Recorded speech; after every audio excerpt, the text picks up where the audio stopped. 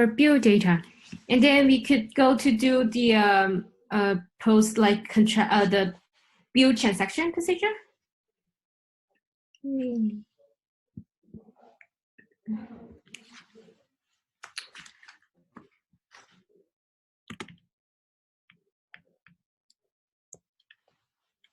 Okay, be sure to see this file.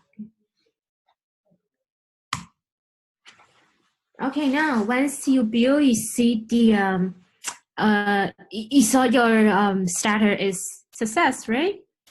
And here, what we need to store is everything inside the data bracket here.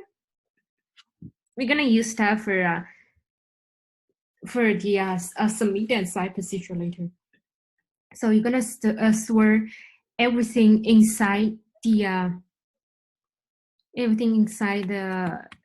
data here and store it somewhere safe. Okay, the next step we have, once we have the raw data, we're gonna do the side and submit transaction. Now we can use the dashboard to simplify the side and submit transaction here. Okay, so as you can see, we go to the transaction here and new transaction here. We go to the advanced here and show the advanced option here. That's the position like side and side transaction.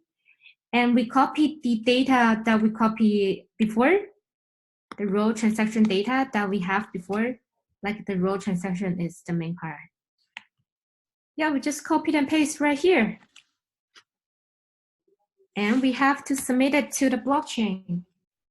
The password, we had just entered the password that we want to sign. I think it's public here, right? Okay.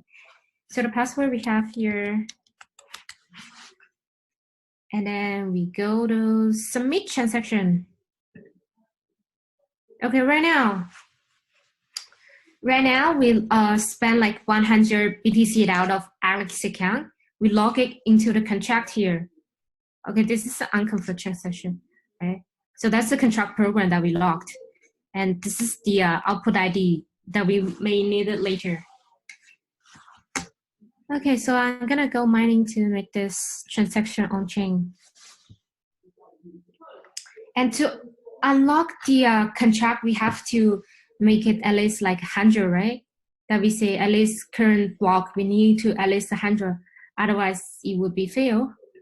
So we just go like above 100, 200, sorry.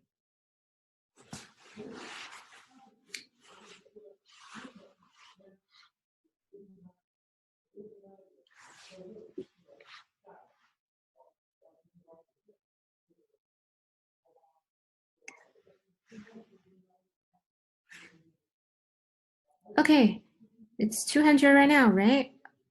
So we're gonna find like this is the transaction that we logged before. We log it into this control program. So just store that output ID somewhere. Copy the output ID somewhere, right? Okay.